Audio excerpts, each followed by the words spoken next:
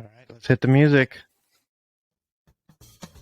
Yeah. Oh, yeah. Jorge's choice.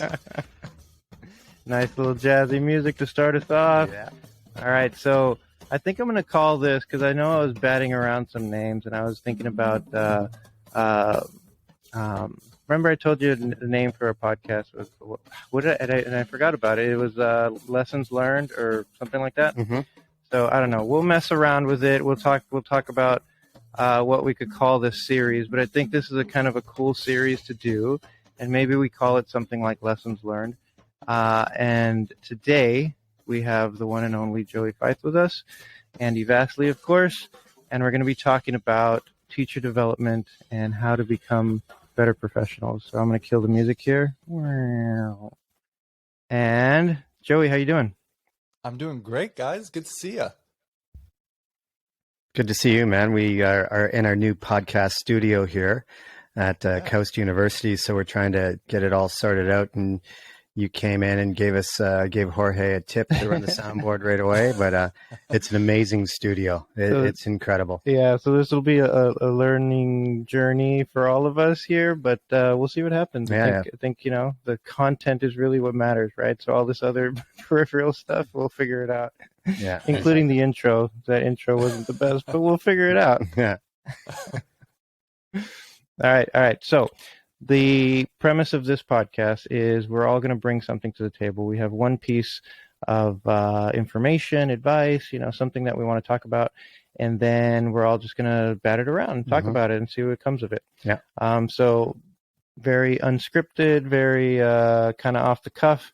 The only thing that we do is we're going to have like sort of a topic that we're going to be talking about.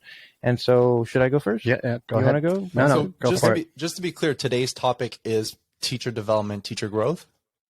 Yeah. So like the overall topic will be teacher development, teacher growth. And then we'll throw in something related to teacher development. And then we'll all kind of talk about it and see where it goes from there. Yeah, that's what we were talking about, that idea of the talking point. And each week we envisioned having an episode, bringing somebody on to share a talking point themselves. But really, at the end of the day, it's about pedagogy and improving practice and critical reflection, whatever. But every episode will be about how we can get better at what we do in order to better serve students, right? Yeah. So as you can tell, we've put a lot of thought into this, and so you're saying I should get rid of all the ingredients I brought to make pancakes on the show? That's okay. No. That's part of the show too. You have to make some kind of a breakfast item for everybody to share.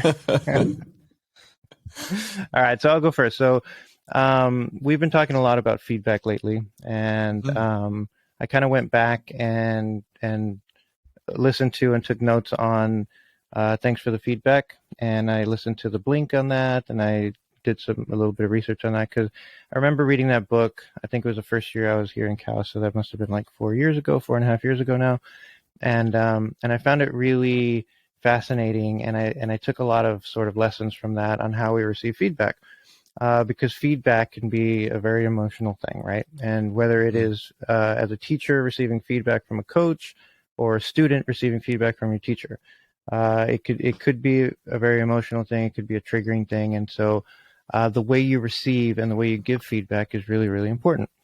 So when I was looking at the book, Thanks for the Feedback, they talk about 3 different types of feedback, and it's appreciation, coaching, and evaluation. And I was thinking it's really important to know when to use those different types of feedback.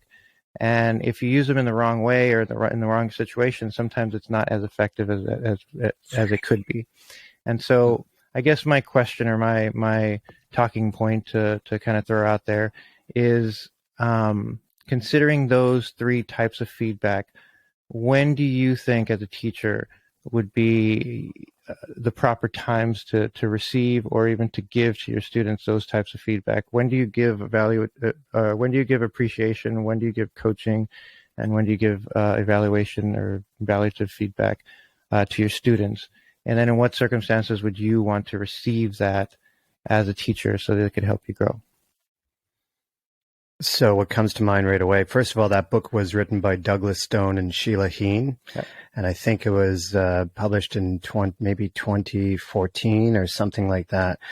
But all three forms as a coach myself, you're always working with teachers in a way that you definitely want to show appreciation for what they do and give them praise and highlight the good in their practice. The coaching piece is really working alongside them, and the evaluative piece, to be honest, as a coach, I never really dove into that area. That was more senior leadership. In particular, when teachers were on action plans where they were really had to improve certain areas, but that was up to senior leadership oftentimes. So I kind of played around in those two spaces of appreciation and coaching in the work that I had done. So that's the first thing that comes to mind for me, is really exploring and better understanding what evaluative feedback looks like and how to provide that in a safe way when necessary. So that kind of is what comes up for me. Andy, do you think that appreciative or appreciation feedback is the same as praise? Do they have to be the same? No, How do we I think define those? Yeah, I think that's a good point. I think appreciative feedback is just seeing the good in the practice, as opposed to like really calling out the good in what you're seeing and what pedagogical moves the teacher is putting into practice in the moment that you're recognizing, and calling that out and saying, I saw that you did this. This was a wonderful way to connect to your students. Whereas maybe praise is more, I've never even thought about the question, to be honest, but I think maybe praise is more like, you're doing a fantastic job. It's like giving compliments to the teacher for their effort. And maybe appreciative feedback is more the good in what you see in the practice itself. So that's what comes to mind. But I've never even really thought about the difference, Joey.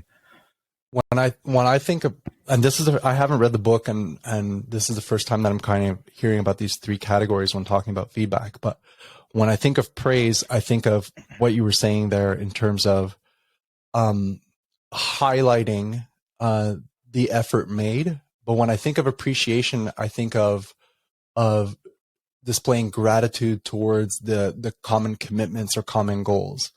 So when I think of like giving appreciation, if somebody is going the extra mile in terms of creating a positive and safe learning environment for their students, and that's one of the overall goals for the school, sharing appreciation, being like, I really appreciate you taking this like goal that we have for the school and bring it into your teaching, because like all of this is contributing to what we're trying to achieve as a team.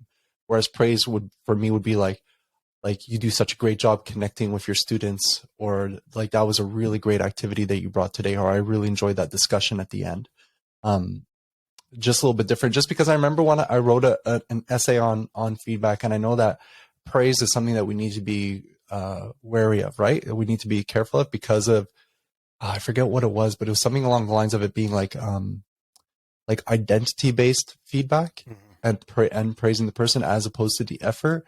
And that when somebody relies too heavily on praise and then don't receive it, they start thinking poorly about themselves or their worth as like an educator or as an employee or team member or whatever it may be.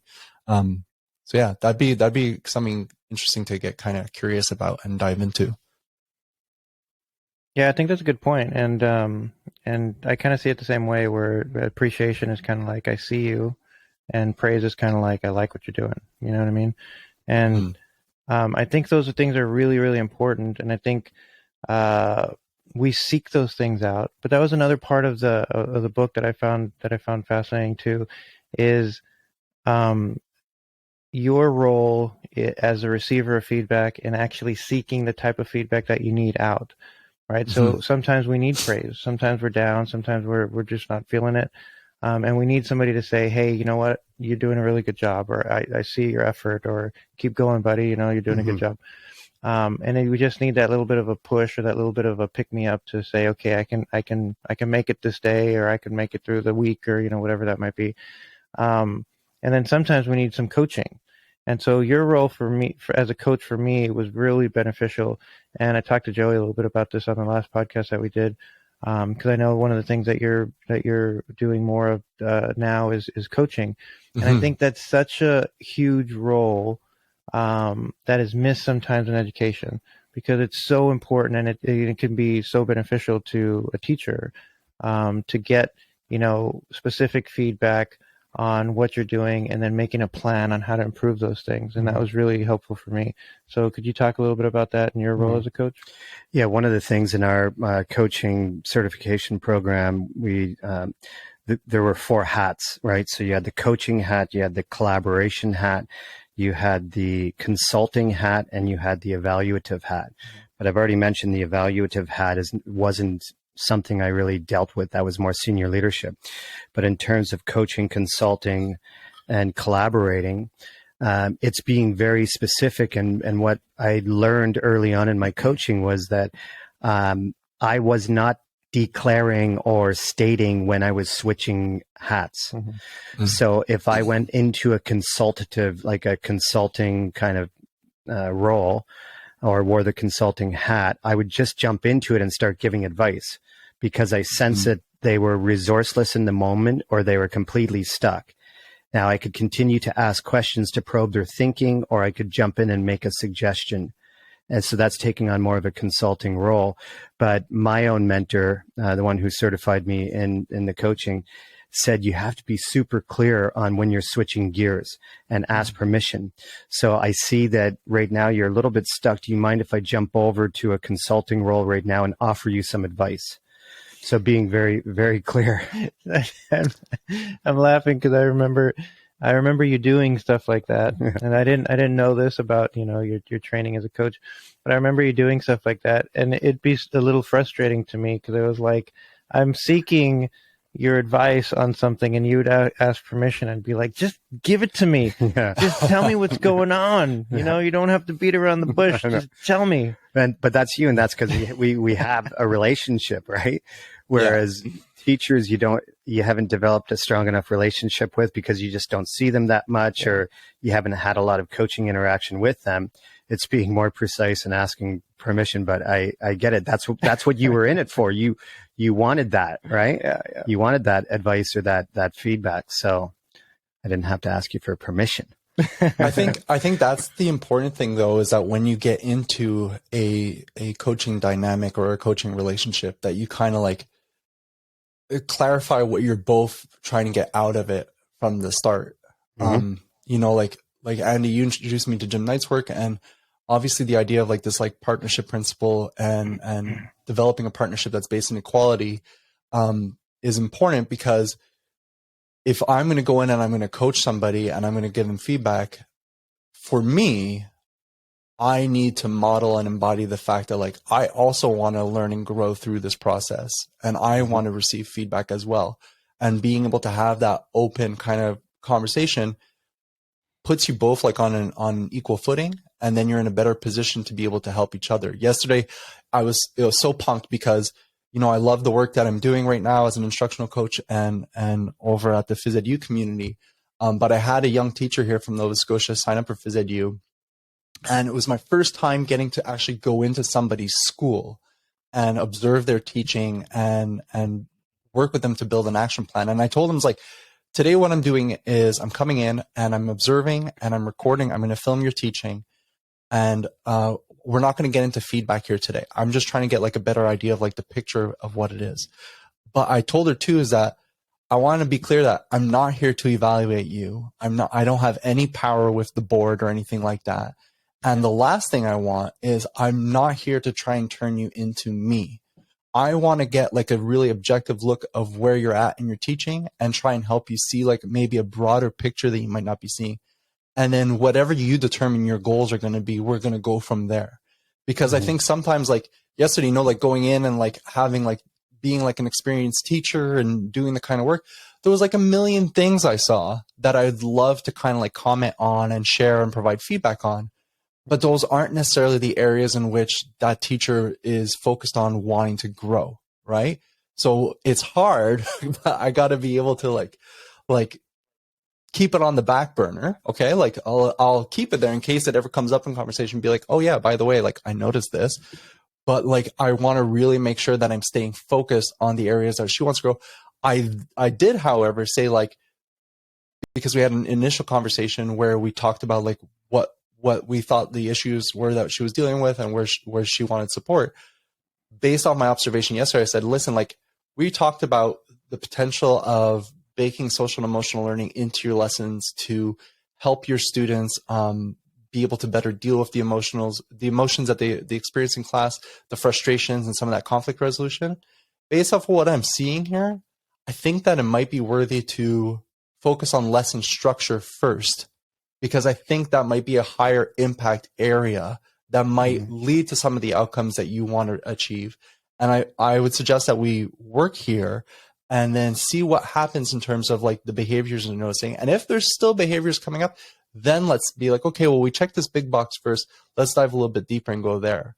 But again, it was like presenting it and then making sure that that teacher still felt that her autonomy was being supported and honored, and allowing her to be like, yeah, okay, like, thanks for like giving me like that bigger perspective. Let's move forward in this direction.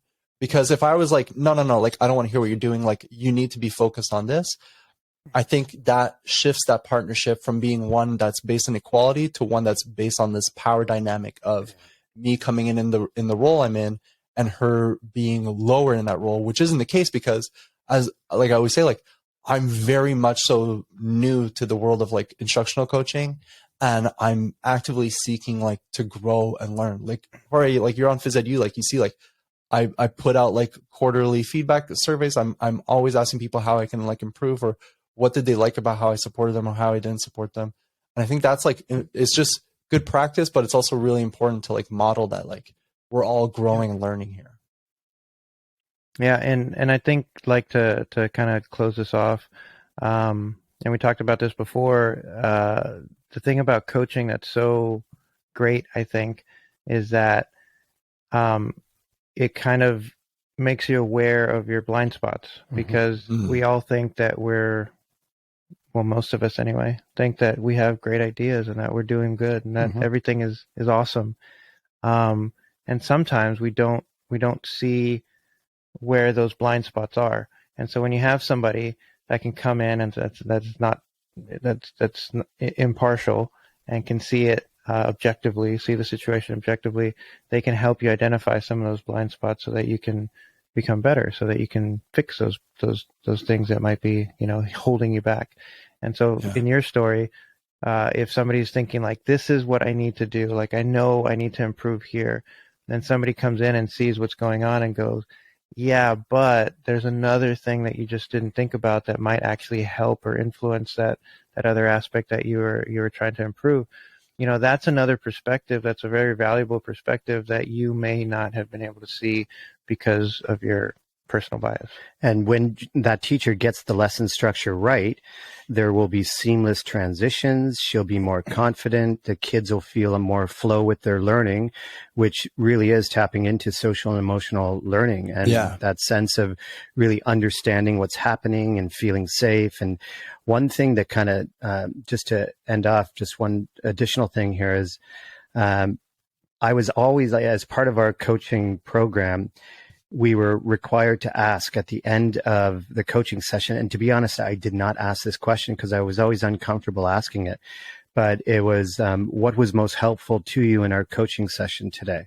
And I always felt it was me asking for like positive feedback about how I did as a coach. So I never asked that question. It always made me uncomfortable. Like, I don't really need to know like what I did well to help you. But my mentor was like, no, that's not what it's about. It's about really narrowing down on what was most useful to them or most helpful from their point of view. If it was something I did, great. But otherwise, it might be something that helped provoke their thinking, whatever it was, so that you know what it is and you can repeat that in future coaching sessions. So that's something I didn't really implement, but I would begin to ask, or I did begin to ask, like, what resonated the most with you? What does this session have you most thinking about now in regards to your practice? So I switched the question a little bit, but I still did that. It was almost like a final exit ticket for our work together. for that one session.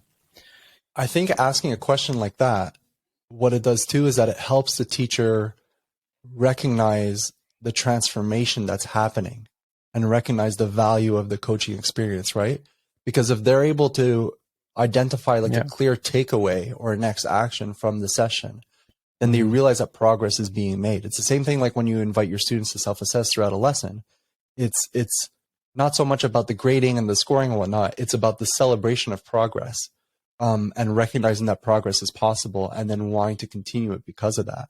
But I know like when I put out that survey on PhysEdu in terms of like we do like the state of the U, and it's basically a net promoter score. So it's like out of 0 to 10, like how likely are you to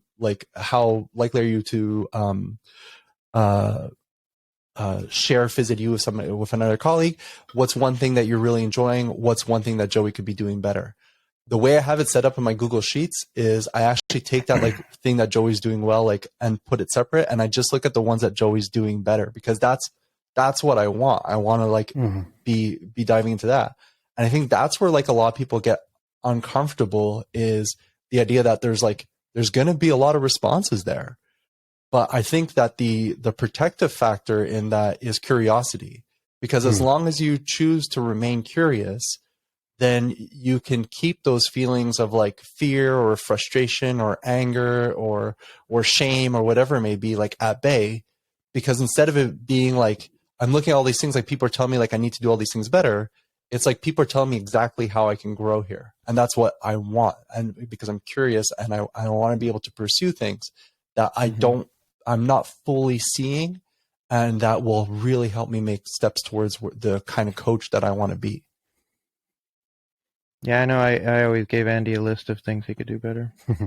Me too, and he's not even my coach. And it's about a mile long. Keep going too. They keep going. Yeah. All right, Andy, you wanna jump into the next topic? So I'm going to share something that I was really focused on this week in my own teaching, and I was really trying to better understand it and continue to create the conditions for students. There's two things. To be self-adjusters, to self-adjust their own learning, and to be assessment capable. So trying to build students' capacity to be assessment capable learners is my professional inquiry this year. So it's taking a look at, like, I can't assess the kids in just one way because I have different levels of students, obviously, different language barriers. So it got me thinking about this idea of, if I'm giving the students just one assessment, well, the lower level students whose English is limited, I'm excluding them almost from being able to take part in that assessment. So if it's a written reflection, then I'm not honoring them and where they're at with the language. So how can I break my assessments into, use different assessments based on the kids' English ability? So in this case, I'm looking at that idea of, I'm looking at their reading and literacy scores.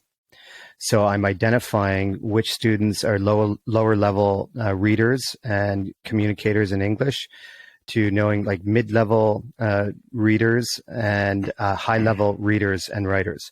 So then really thinking more deeply about the different types of assessments that I can use with the students to kind of honor where they're at. So that's the one piece, really diving into creating the conditions for students to be capable of self-assessing, at levels that matter to them. So, but that other idea of self-adjusting learning. So what happened this week, we're doing an individual pursuits unit, and what we're focusing on, we've realized through COVID, the kids have had limited ability working on certain skills, throwing, catching, dribbling, like all of these fundamental skills. So we created this unit around fundamental skill development, and we exposed the kids, or had them explore 5 different areas. So one lesson they did parkour, and then the next lesson they did basketball, and the next lesson they did some racket sport, kind of hand-eye coordination stuff. The next lesson skipping, the next lesson throwing and catching. So it was a chance just to kind of pre-assess and see where they're at with these skills. But then now the last part of the unit is them picking one particular area to really dive into and to set goals around. So I have some kids wanting to do basketball, some kids jump rope, some kids parkour. So we have all these stations set up. So now what we're trying to do is get them to understand that just right entry point, that, finding that right challenge for them and really understanding what that is. So I was team teaching with my colleague, Christina, and her classes and my class were joined, and we got all these kids like busy at different stations. And I said, let's look at the racket sports kids. So we had about maybe 15 kids doing racket sports, and we had, different size balls, different kinds of rackets. And that idea was figure out your best entry point and work forward from there. You can work with a partner or by yourself. So when we looked around, we had half of the kids choosing wooden paddles and tennis balls, and they were just smashing the tennis ball back and forth, and they ended up chasing the ball around more and collecting it rather than having any kind of sustained rallies. Mm-hmm. So I was like, we need to step in and intervene now, because they're obviously not self-adjusting and that they're not understanding the different levels of challenge. So then we came in and said, okay, why don't you try a different ball right now? Why don't you move closer together? Why don't you kind of, instead of hitting it back and forth, you can just kind of pop it up in the air, back and forth, one bounce on the floor in a smaller space. So we had to step in and kind of lead that and guide that. So then these two students, instead of smashing the tennis ball back and forth, got a sponge ball, and then they started to have a little more of a rally. Two other students we actually gave a balloon to, and we said, okay, here's a balloon. See if you can hit it back and forth 50 times. So now suddenly then we stepped back and they were completely engaged, right? And we said to them, you can switch back if you want, giving them some autonomy, but it's not up to us to tell you what to do, but we just want to show you different options. So what's hot on my mind right now is this idea of creating the conditions for kids to self-adjust with their own learning, rather than being told. They understand what their options are and they understand their entry point, and they choose the best challenge based on that. Now, the exit ticket, going back to assessment capable students, was that they had a A3 size piece of paper with all of the different skills available to them in this unit. And then they had to put a sticky dot on the skill that they were focused on. And then at the end of class, they just wrote a number, a 1, 2, or 3 on that dot. 3 meaning I made incredible progress. 2 meaning I made decent progress. 1 meaning very little or no progress. So now it's a way for me to tap into them self-adjusting to find the right challenge, but then being capable of assessing their growth in authentic ways. So the kids that chose to continue to smash a tennis ball back and forth and have no progress whatsoever, I was hoping that they would put a 1 on that dot, right? Because it's an honest reflection of where they're at. And most of the students who struggled put 1s. So they were aware that they didn't make the progress that they needed to make. So when they return the next lesson, that's a sign for me to have a mini conference with the 1s. I don't have to have a conference with the 2s and 3s that I agree with their assessment. I now need to really hone in on helping them better understand this idea of being a self-adjusting learner. So now I might have to step in and suggest an activity to start, or just have that conversation, set them free, and see if they make the best choices based on their level of skill. So the ones that chose the balloon and the sponge ball, they were sweating, they were engaged, they put 3s down because they were able to maintain a rally and seem to enjoy the experience. I'm not jumping to any conclusions to say that they thought it was awesome, but they seem to enjoy that experience. So that's what I'm kind of thinking about right now, is continuing to unpack being a self-adjusting learner, continuing to unpack creating the conditions for kids to be assessment capable. And that requires me to constantly change up the assessments, get their feedback, and to continually work on this in terms of my own professional inquiry. And it's been very eye-opening, and assuming that the kids know what to do, but the evidence, as you observed, clearly indicates that they are not grasping that concept of being a self-adjusting learner. So, and it informs my next steps.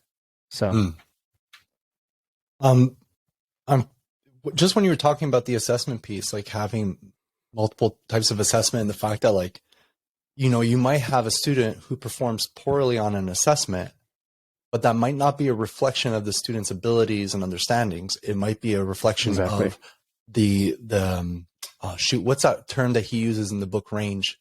The match pairing? I forget what it is. It's match something. You know, David Epstein's book Range. Yeah. It might be how well the assessment was matched to who that student is. And when you think of like the principles of like universal design for learning and, you know, multiple means of engagement, multiple means of representation, multiple means of expression and action, I think that's where there's a lot of power. We often think of differentiation in terms of the activities that we're providing students with, but also differentiation in terms of the way that students can showcase or demonstrate the progress that they've made. Absolutely.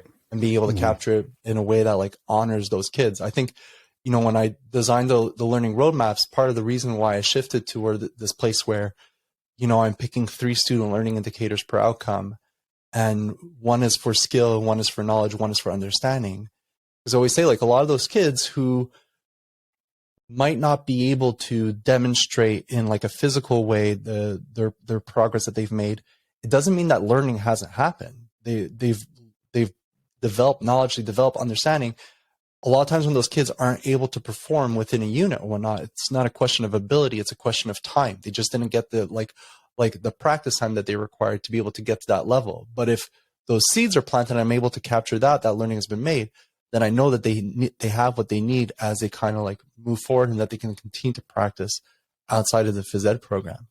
In terms of like the self-adjusted learners, Andy, like, creating those conditions, what role does like setting like a clear goal for learning play in that process?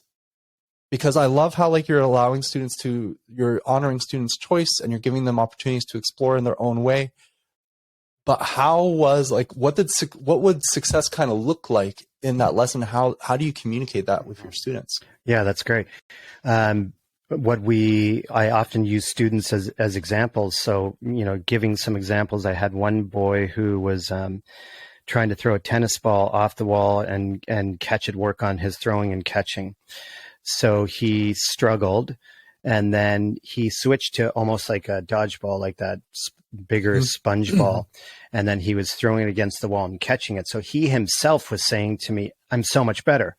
I said, "And you were capable of this. You just chose the right ball and the right activity, you know, and standing at the right distance away from the wall." So again, going back to getting the kids to understand where their entry point is allows them to see that growth and highlight that the growth that they've made. So I just keep going back to that idea of challenge and getting the kids to understand that when they get that right challenge and they start making progress, what does it feel like to you? And I just have those ongoing timely discussions with them to get them telling me what success looks like and how they feel about their progress.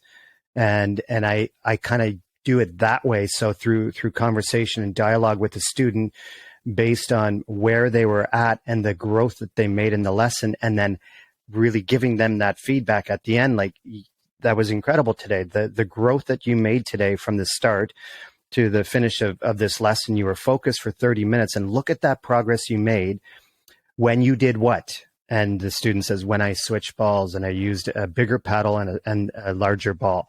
So I get them to identify the move they made to be able to then communicate the progress that they made. So I don't really, to be honest, sit there and talk about goals, SMART goals, and all of that. I talk more about progress, how it feels. How do you know you're improving? And that goes back to the data collection piece. So the kids keeping track of how many skips they do, or how many passes they caught in a row, or how many shots it took them to sink 10 free throws. Might have taken them 28 tries to sink 10. And then the next time it took them 26 and then 25. So it's highlighting that progress and having that dialogue. So that's kind of how I address it. It's interesting because oh, sorry, Jorge, go. No, go ahead. No, I was just going to say, when you first were describing it, I thought that the outcome was like maintaining a rally, but it actually sounds like the outcome that you're focused on was, like I can adjust an activity based off of my personal ability level, and that's obviously really powerful, like in lifelong pursuits, because you're always going to have to like adjust to like you were saying, like find that entry point for you. Yeah. And because some of the kids can't maintain a rally, so then they have to be by themselves to work on it individually before they are ready to team up with somebody. So that's kind of, so we talk about what a success might look like, but I really leave it in their hands to tell me what it looks like and feels like. So I was just going to say that I know in some of the work that we did last year, a big part of it is that reflection piece at the end, and the students being able to communicate in different ways, right? Because you talked about universal design for learning, eliminating those barriers of those kids who might have, language issues, or might just not be able to communicate as well as others, but giving them multiple ways of communicating and reflecting on what they did to get better at whatever they chose, right? So they identify, their just right challenge, they adjust it, they go through different experiences throughout the different weeks and the different stations that you guys create. And then, as you like to say, then you open it up, right? And you just open it up to them. And then it looks like chaos, but it does look like chaos. But Andy, you'd think, what the hell is going on in here? But Andy loves to open it up. Yeah. And then life is chaos. And then the kids choose the thing that they're interested in, and then they try to improve that, and then they reflect on that. Then they're given an opportunity to say in their own words how they have improved, what they've improved, what they chose, how they improved, exactly, and how it impacts them. Yeah, we had a boy on the climbing wall this week, so he chose. We've got this climbing wall. So he chose parkour, jumping, like climbing, leaping, landing with balance, and using the climbing wall. Yeah. And I was saying to him, like, okay, so you picked the climbing wall. How will you know that you have improved? And he was looking at me, and I said, so I'm going to leave you for a few minutes to figure this out, and I'll come back and check in. And I did. And he said, I know. And I said, okay, Mohammed, tell me. Big man, tell me. And then Mohammed says, I can stay up on the wall longer, and I need a stopwatch. So his friend was using the stopwatch to time how long. I said, so are you talking just hanging on for dear life to just in one spot? He said, no, I have to be able to move across the wall, and how long can I stay? I said, okay. So staying stationary and holding on for dear life is one thing, but actually moving along, scaling the wall is another thing. And so he was able to stay up something like 47 seconds and move about 3 meters across the wall. Awesome. And how do you know you're better? Because I could do it 53 seconds next time. And I started to learn how to move my feet. He was coming into the climbing wall toes first. And I was like, dude, slide your foot sideways. And I was like, wow, I never knew that. But it was cool because then he started to slide his foot sideways and then kind of scale with the foot slid sideways. That gave him more leverage and grip. Yeah. So win-win. He figured it out. We unpacked it through dialogue. He came up with the metrics. So there's the proof, and he put a 3 on the dot. And I was like, great. You did a fantastic job today, Mohammed. That's awesome. Yeah. I think of my teaching and like how I went about it. And I think if I could go back and change one thing about my teaching, it would be to add more of what you're talking about in terms of inviting the students to play a much more active role in the goal setting and assessment process. Because I think what I was trying to do, like with the learning targets and the learning roadmaps and the magnets and all these things, was trying to do exactly what you're doing in terms of like developing these habits of mind where like you recognize that you're trying to teach yourself something. It starts by defining what you're trying to work towards, and then staying reflective to try and deter, like those 3 questions from Rick Siggins, like, where are you going? Where are you now? How do you close the gap? And just maintain those kinds of habits of mind going forward. And I think that I provided tools that were very structured to try to like get the students to develop these things. But the reality is, like, if I was going out to teach myself something right now, like, I wouldn't write up a learning roadmap for myself. I would do much more like your man Muhammad did on the wall, in terms of messing around a little bit, trying to figure out, okay, what would success actually feel like, and like, what can I do to try and get myself closer to that? So I think there's value like in both approaches, but I think there does need to be like a bit of a pairing. And I actually think Justin O'Connor wrote a blog post in response to like my initial learning roadmaps post, where he tried to do that, where he like broke it out into like, he kind of took the structure and broke it out into like more of a matrix, and like really made it that students can kind of choose their own adventure. I'll try and find a link to his post on that, because I remember reading and be like, this would be awesome, except I don't see myself having the time to be able to do that much for every unit. But again, that's something you can grow over years. Well, just add one thing to what you just said to dovetail off that is Guy Claxton's work from the UK, Professor Guy Claxton, who wrote his latest book is called The Future of Teaching and the Myths That Hold It Back. And he was on my podcast about a year and a half ago, and his 40, 50 years in the field, he says, is summed up by exploration before explanation. He said, I wish that I could go to every school, every teacher around the world and say, please, please provide the conditions for exploration before explanation. And it's only when you do that that you involve the students in their own journey. But then it's like being okay with taking the first 3 lessons in a unit to have the equipment out, absolutely have constraints in place. It's not a free-for-all, but allow the kids to explore throwing and catching, allow them to explore basketball skills or whatever it is, in order to identify what's most challenging for them. And then the journey begins. So I guess going back to meaningful PE, and Tim Fletcher really helped me with this, figure out that I prioritize the feature of challenge. Teachers prioritize different features at different times, but for me, I've been really held strong with the feature of challenge, and that when we get challenge right, personal relevancy kicks into gear, motor competence kicks into gear, joy and delight kicks into gear, social interaction kicks into gear, because they're choosing to work with people, celebrating successes, working on their own, whatever it is. But then even if they're working on their own, they're still sharing their successes with others.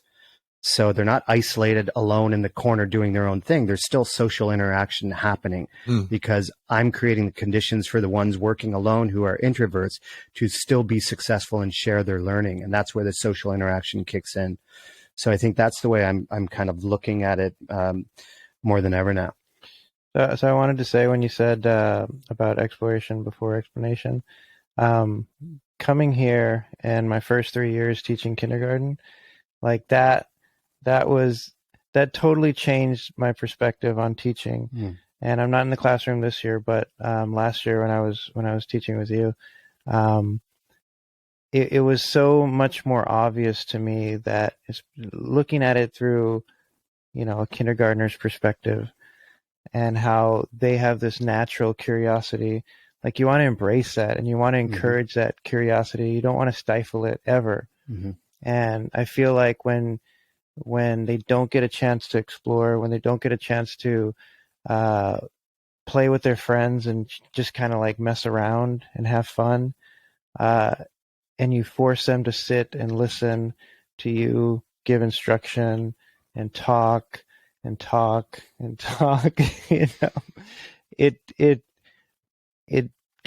it drains that slowly out of them. Like you said, when the students said boring. My favorite story of my little girl going boring. It's like, okay, I know, I hear you, I see you, I understand what you're saying, and I don't want to take that away from them, And that was like the biggest aha for me in those 3 years of teaching kindergarten. How many times do you catch yourself biting your tongue? You want to walk over and say, don't do that any longer because you're not making any progress. But they have to. Yeah, but they have to exactly. figure it out. So one of the coolest videos I saw. I went to Kath Murdoch's workshop in Houston, and she showed us a video, and it was excruciating. It was like 2 minutes of this little turtle on its back. Have you seen this? No. Little turtle on its back, and it's 2 minutes long. And the little turtle's like flopping around, and somebody's recording it, right? And it's flopping around, and the turtle can't flip itself over. And people, like, after like a minute, it gets really uncomfortable, and you're like, why doesn't the guy just flip the turtle over? Like, what is going on? And the whole point of it was the turtle had to learn how to flip itself over. Yeah. Because next time it flips over, then it'll get better at flipping itself back. And so if the cameraman would have went over and flipped it over, then it would have never learned that lesson. Yeah. And it's like, that's such a great analogy for our kids. Like, sometimes you want to intervene, but it's much better for them to figure it out on their own, because then that little turtle can flip itself over whenever it gets in trouble. Yeah. Love that. I think like with my son, who's 4 now, and I'm watching him play. And when I spoke here in Nova Scotia, my keynote was all about play, and I touched on Scott Kretschmar's work, and I explored the meaningful PE approach and the different features. And it's really like prepping for that presentation, like, has really resonated with me. Like, it's stuck in my head. Like, I'm thinking differently about like how we encourage play at home. And anyways, long story short, my wife and I bought a new sofa. We had bought a sofa like in forever. So we buy this brand new like pull out bed sofa from IKEA or whatnot, and it's huge. And the first thing my son wants to do is like, he wants to jump on it, right? And I'm like, oh, we just spent a lot of money on the sofa. Like, I don't really want. But then I was like, I also don't want to be telling him to stop climbing and stop jumping, because if he's doing that because he's finding joy in it, like, I want to encourage it. So I went out and bought, like those like river stones, like, they got like a rubber base, and their stones are like balance stones that you can use in phys ed. Yeah. So I bought a set of those for him. And one day he shows up at home, and I have them set up in the living room. And I was like, these are your stones. Like, you can play with them whenever you want. You can jump on them. You can do whatever. Anyways, and I set them up, and I was like, okay, let's play the floor is lava. And I was like, try and get from over there to over there. And he's like having fun with that. And I was like, let's try to do some like fishing. So I put things down, and I was like, let's see if like you can pick these things up. And he was getting really frustrated with it, like super frustrated, because he kept slipping off these stones and like all that jazz. And like part of me is like, as a teacher, and I feel like I did this so much in my teaching, where like, same thing you were saying there, Jorge, like, you see the struggle and you want to step in. And after like prepping for the keynote, I was like, no, I gotta let him grapple with it a little bit. I was like, you got this, man. Like I'm just doing my thing over here. Like, you keep going at it. And then at one point, like, I noticed like him like sticking out his like back leg to like try and balance as he's bending over and like picking up. And I'm watching him, I was like, yo, he just flagged his leg. Like, that's like a climbing move.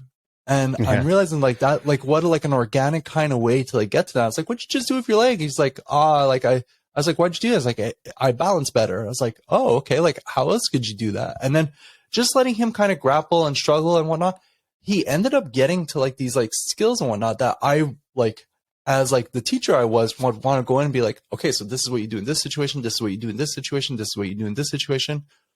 But just kind of letting him struggle led him to those points anyways. And more importantly, it came from him, like it wasn't, absolutely. He now knows that like he can go out and he can learn these things without needing an adult to like step in and show him exactly how to do it. And all it took was like those like extra like 5 minutes of like discomfort to allow him to get to that destination. So like, I don't know. I feel like if I could go back, one thing I would do is like, when I see that struggle, I wish I could like set a timer for 2 minutes and be like, I'm going to give this 2 extra minutes and just see what kind of like magic happens there. And after that, after like the 2 minutes, like if I need to like step in, because, like when we talk about exploration, like it looks great on paper, but a lot of teachers say like, well, I don't have time for that. And like, I was blessed with like 75-minute long lessons. And like a lot of teachers, like yesterday, the teacher I was observing was like 30 minutes. And when she ended the lesson, I was like, why is she cutting it short? I was like, holy smokes, that was already 30 minutes. Wow. So the luxury of time isn't always there, but like 2 minutes, I think is like an approachable goal, where it's like, I'm just going to let them like figure out for 2 more minutes. And then maybe I'll give them a little piece to help them like overcome and move forward. But it was just so much more rewarding to see it come from like internally coming from him himself and then kind of highlighting what he did and recognizing that he was able to do it on his own. Anyways, Yeah, it was a dad win. awesome. Yeah, yeah, dad win and teacher win too. Yeah. Yeah. All right, so Joey, you've had 49 minutes to come up with your topic. I got it. Do you know what Joey's talking. Joey's talking point. Should we Here we put the go. music on? Yeah. Here, I'm gonna put it on. All right, hold on. So- I got to push the button. Okay, hang on, You Joey. got to push Hang the on. button first. Hold on. Joey's Oh, I get to talking let down. point. All right. 3, 2, 1. So we started this off saying that the overall theme was talking about teacher growth and teacher development. And Andy, you kicked it off with, or Jorge, you kicked it off with feedback, and then Andy, you went more specifically into teaching in terms of like being assessment capable and self-adjusting. And kind of like a common theme throughout this discussion has been reflection, right? Because when you think feedback is a vessel for reflection, and assessment's an opportunity for reflection.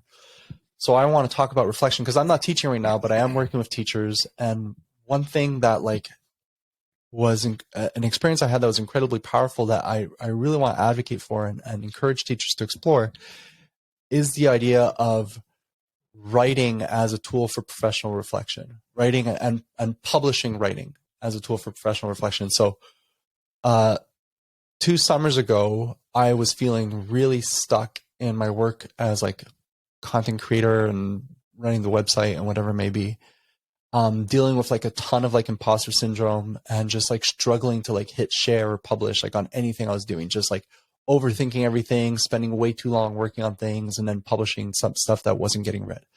So I signed up for that Ship 30 for 30 course, which was a digital writing course, but it was really about like overcoming a lot of like that like internal dialogue that you're struggling with. And you know, the course, like it's a cohort-based course, so you're learning with others, and there's like instructional materials that you can engage with and like live events and all that jazz. But the heart of the course is this like Ship 30 challenge, where every day for 30 days, you write what they call an atomic essay, which is a short essay around 300 words. They prefer 250 words that you type out, write, publish as an image, and then share on Twitter. And the idea is just to, because of the cadence of it, you don't have time to overthink it. You have to stick to it. And sometimes you're going to publish stuff that's great and it's going to really resonate. And other times you're going to publish garbage, and you just have to be okay with that. What I've realized since doing that is that every day, because I had to write, I was asking myself, okay, what am I going to write about today? And then I think like, what are 3 things that I can share about this, and how can I unpack those into like 1 or 2 sentences? Because the constraint, it was really approachable. Like I never felt like scared about writing something because I could like write that kind of outline. And then because of the cadence, like I was just kind of constantly forcing myself to learn. Since then, what I've realized is that like doing that, the way I think about the topics that I wrote about is so much more structured. And when I'm working with teachers or when I'm approaching something, I know how to like structure my thinking in such a way that like I'm able to remember it and I'm able to apply it and make use of it. And I think like for teachers, I really like, I know a lot of people like they like lurking online and they don't share a ton. And when they do share, you know, they might share like a video or a picture from their teaching. I just think there's so much value in like getting into writing and sharing your writing either through a blog or, like I said, like the essays were so great because I couldn't write 1,000 words or like 5,000 words on a topic. So I had to get down to like the really nitty gritty and be like, how can I explain this like complex thing in just like 250 words? And it made me think of like, there's a subreddit called Explain Like I'm 5, where they invite people to take the big complex ideas and explain it to like a 5-year-old, like in terms that like a 5-year-old can explain. And Wired has a great series too, where they have like specialists come in and they have to explain to like a kid, a teenager, a college grad, and then another specialist. And so you see how their language changes throughout. And just being able to do that, being able to condense your writing, being able to rephrase and whatnot, it just promotes like this deeper level of understanding of the topic that you're trying to speak to or share. So what I wanted to kind of bring up, and Jorge, I know that you've done a ton of writing, but I also know you've been maintaining this podcast forever. And Andy, same thing with you. Obviously, Andy, like a lot of people who have connected with you over the years through phys ed, connected with you through your blog posts. I'd love to kind of talk about the role of writing and publishing writing as like a tool for professional reflection and growth. Anything come up? Yeah, go ahead, Jorge. Yeah, so that's an interesting one because this is something that I've been kind of thinking about for years, really. And I dabble in like blogging every now and then. I'll do some special blogs here and there, and I always really enjoy it. But for whatever reason, I find it very draining. Also, like it's hard for me. Like I like it. I like some of the stuff that comes out. I like doing a draft and then going over it and then revising it and then the final product. It's like, oh, it's cool. I like it. I'm good with that. I can publish this. But then I take huge times off because it's like I said, it's kind of like it's draining to me. And so for me, I've found podcasting to be a great place to kind of express myself and then learn from others and then talk to people that I'm interested in. And so I wonder if it has to be like a written type of thing, because I've also thought a lot about like blogging, like not blogging, but journaling, like just having a journal and at the end of the day, like reflecting on what's going on. And I do that from time to time, but it's hard for me to maintain. And I don't know what it is exactly, but like I said, it's kind of draining to me. And I have found this to be a lot more engaging for me. Yeah, that makes total sense. And what Dr. Michael Gervais said, the peak performance psychologist and high performance coach for the Seattle Seahawks, when he came on my podcast, he said that he does a bit of writing, but he gets energy and value and deep reflection through conversations. Yeah. And that's what he does on his podcast. And when you started to say that, I thought maybe you just gravitate more towards dialogue being your tool for learning, where Joey and we do a lot of writing. And I think for me, it started off with writing. And if I stick with writing now, I had my aligned leader blog. I did 57 days in a row writing, and it was friggin' so hard. And then I stopped doing it, and I cannot sit back down and write right now because it puts me in a different headspace, and I need to get still with myself, and I need to really think about what is it that I want to write about. I'm not writing about factual things. I'm writing about my own understanding based on the themes that are important to me. So I gain energy through discussions, but I also gain energy through writing. So I can do both, but I think it's absolutely okay. So going back to Joey, like if you get most value through writing, then that's the voice you have to honor. If you get most value in reflecting through dialogue, then that's the voice you have to honor. So it's not one or the other.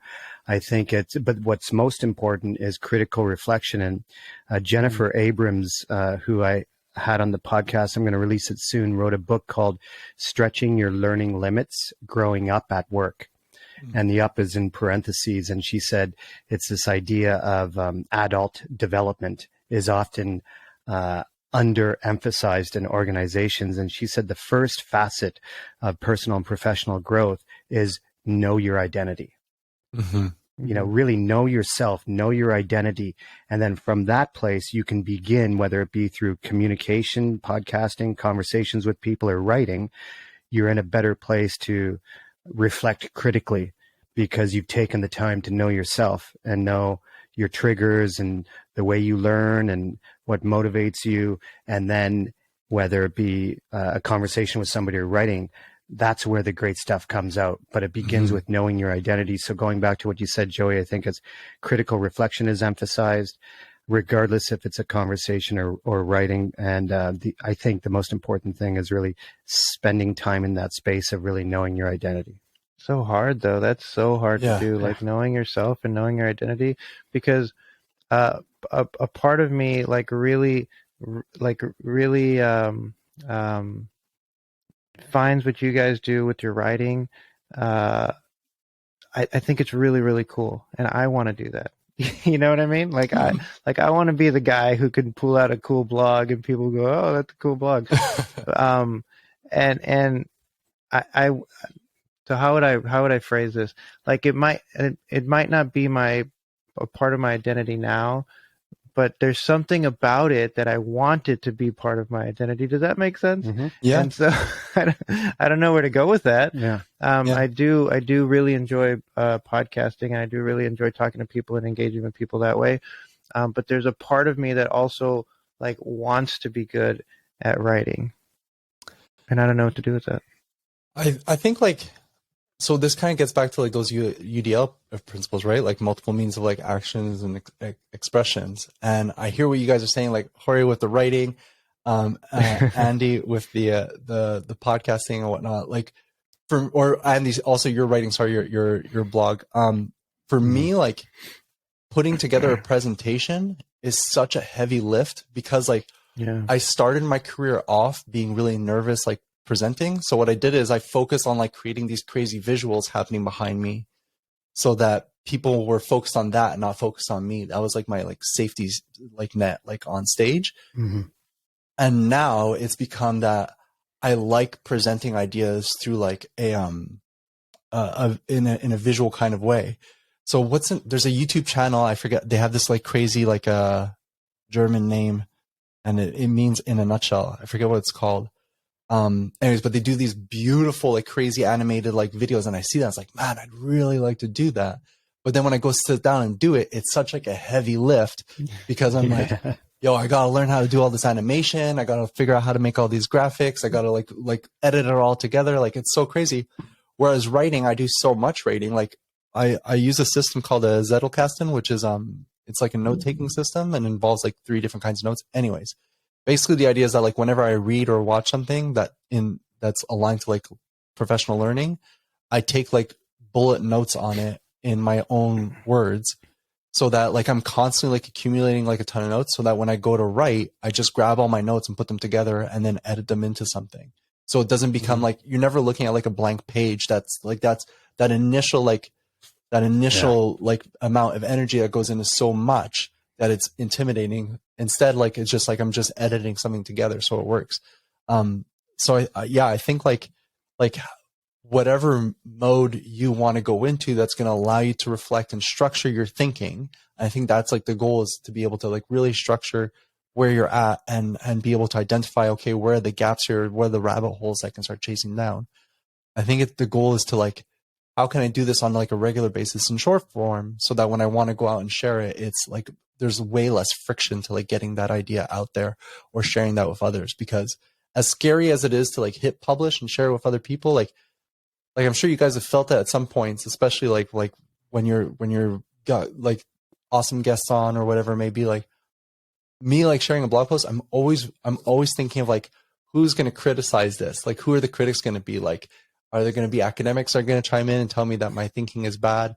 Are teachers going to tell me that this isn't realistic? Like, all those things are like holding me back from like clicking like the mouse button like on the publish icon on my screen.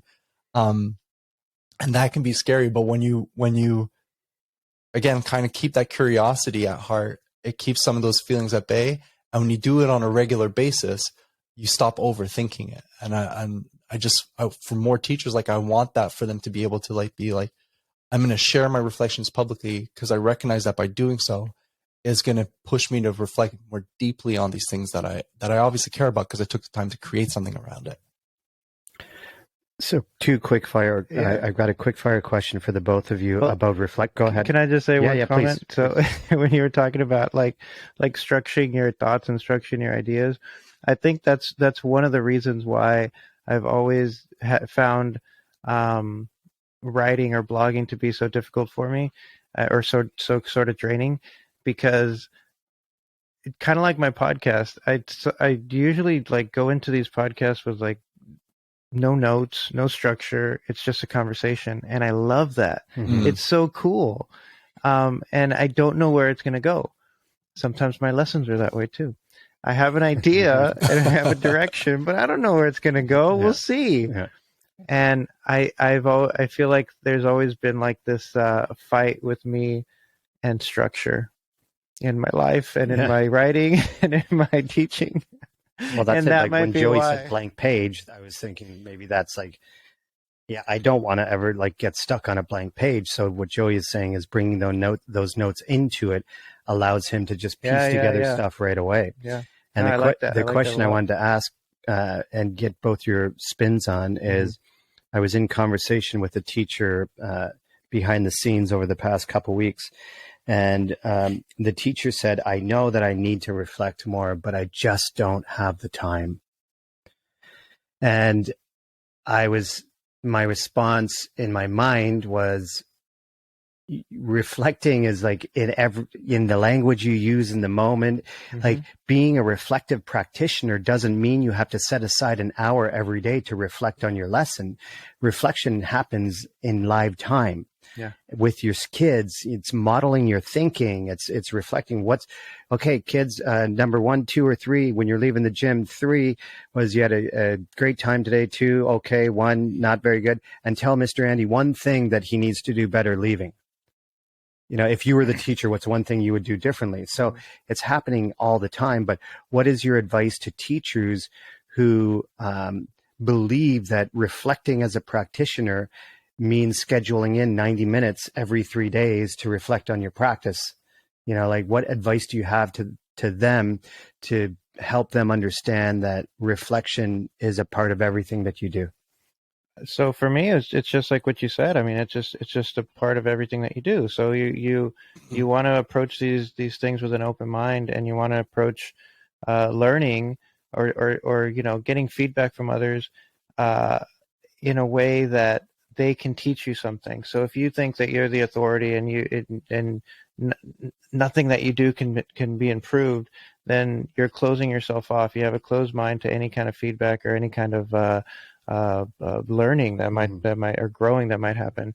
And so for me, it's always approaching every situation very humbly and trying to like deliberately learn from others, or like put myself in a situation where I know I don't know everything and I need your perspective so that I can make what I'm trying to do better. That's what I do a lot of now as an activities coordinator, when I have, these big ideas for big like school events. Like he came to me the other day, Joey, telling me this big idea. He's like, "What don't you like about it?" The triathlon.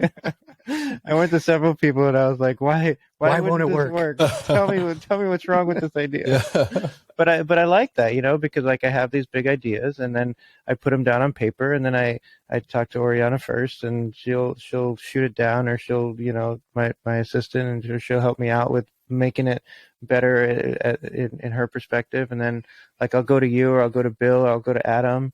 And I'll say, okay, tell me where I'm missing. Yeah, that's what awesome. am I missing? What am I missing here?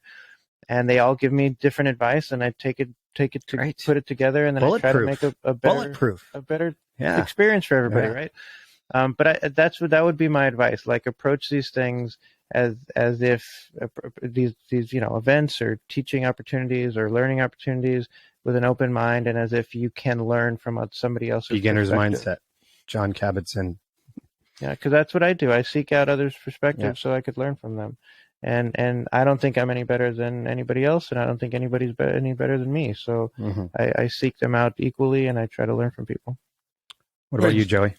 Oh, I just wanted to touch on what Jorge just said there, because there's a lot of value to like a lot of people. I don't want to say a lot of people. That's an assumption. Speaking from experience, as somebody who like struggles with like a lot of perfectionism, I would try to like make that first attempt as bulletproof as possible, as opposed to just doing something and accepting the fact that like the fastest way to like me figure out how to get this to where I want it to be is to try it, like to put it out. I think there's a lot of value to like building the plane as you fly it. And what's her name? Here. Bird by Bird. Anne Lamott. Have you ever read this? Oh, yeah, that's awesome. That's a great book. Yeah. Anyway, she talks about the value of shitty first drafts. And, just putting something out there so that you're able to get, and then asking for that feedback right away, like saying like, here's like a very fuzzy kind of idea that I like? Yeah. What am I missing here? And then working as like inviting people into that process so that you're able to put something together that's really valuable. I read a quote the other day, I shared it on Twitter, that you can when it comes to writing, just keep writing. You can fix a bad page, you can't fix a blank one. And accepting the fact that like no matter what, even if you think an event or an activity or something is going to be perfect, there's always going to be ways to improve it.